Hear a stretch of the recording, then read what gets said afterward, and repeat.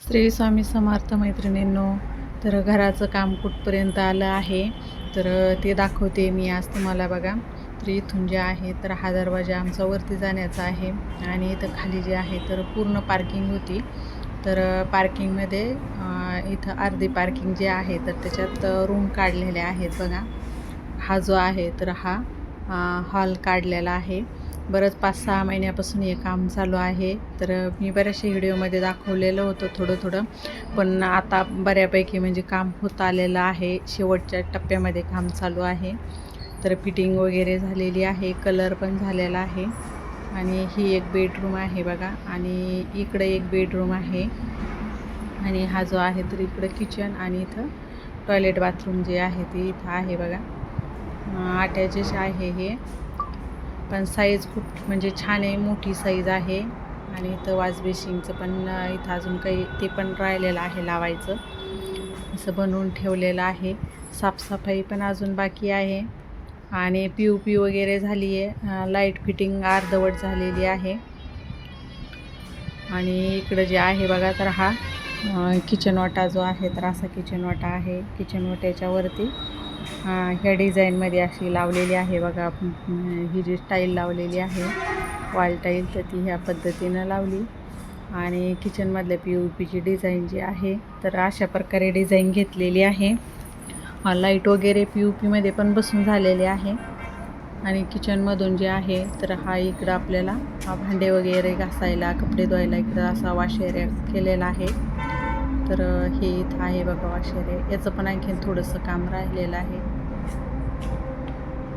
नुसतं कलर वगैरे, दरवाजे बसवायचे राहिलेले, खिडक्या पण राहिलेल्या आहे बसवायच्या. तिकडं डबे ठेवण्यासाठी असं रॅक बनवलेलं आहे.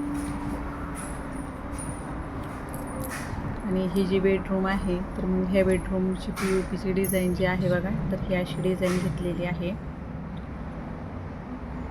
सिम्पलच डिझाईन घेतलेले आहे, म्हणजे एवढ्या काही हे नाही आहे, सिम्पलच आहे. पण लाईटिंग वगैरे त्याच्यामध्ये लाईटिंग वगैरे जास्त टाकलेले आहे. इथालची जी विंडो आहे तर ही थोडीशी छोटी निघाली बघा, कारण इथं जागाच नव्हती आहे की तिला मोठी घ्यायला. आणि ह्या रूममध्ये कलरचं सामान पडलेलं आहे, कारण अजून पण कलर थोडासा कुठं राहिलेला आहे द्यायचा, तो कलर पण द्यायचं काम चालू आहे. आणि ह्या रूममधली, ह्या दुसऱ्या बेडरूममधली अशी डिझाईन आहे बघा POPची. त्याचे पण मोठाले जी लाईट आहे बसवले, आणि अजून काही लाईट आहे ती बसवायची राहिलेली आहे. आणि ह्या रूमसाठी इकडं बाहेर जे आहे तर बाहेर आहे बाथरूम. हे पण अटॅचच आहे, इंडियनच आहे ना, अटॅच आहे. हे असं इकडं बाहेरच्या साईडला आहे बघा.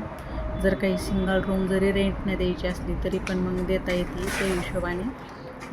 याचं बाहेरच एक टॉयलेट केलेलं आहे, आणि इथं समोर जे आहे तर इथं वॉश एरिया केलेला आहे, म्हणजे भांडे वगैरे घासायला, कपडे धुवायला.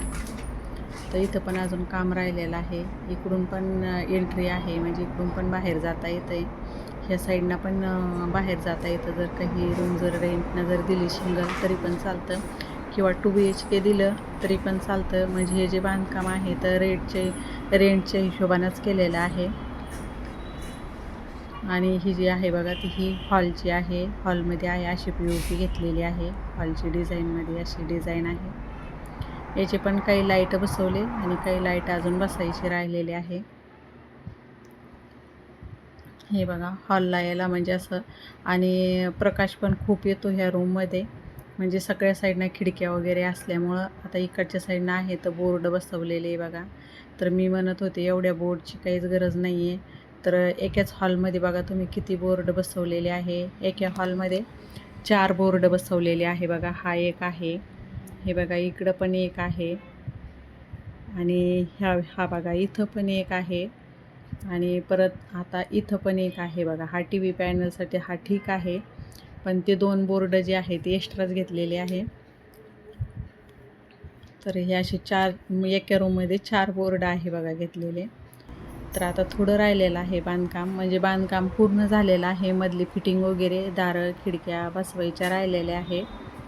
आणि खिडक्या पण आता 1-2 दिवसामध्ये 1 तारखेपर्यंत पूर्ण असं कंप्लीट होऊन जाईल. पण हा जो पसारा आहे तर मला याचं इतकं टेन्शन आलं आहे ना. हा जो पसारा आहे तर हा साफ करावा लागणार आहे, आणि हे मलाच उचलावं लागणार आहे.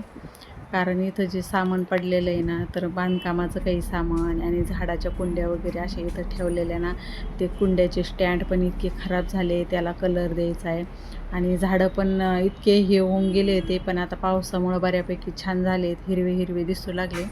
इकडं नागेलीच्या पानाचा वेल आहे, त्याची कटिंग करायची राहिलेली आहे. तो पण इतका म्हणजे असं टाट होऊन गेला आहे ना, तर मग अशी अडचण पण नको वाटते की असं थोडंसं असं मोकळं पाहिजे सुटसुटीत. म्हणजे अशा याच्यात कसं थोडंसं चुकाट्याची पण भीती वाटते. म्हणून आता हे साफ करणं अगोदर मला हे साफ करून घ्यावं लागणार आहे.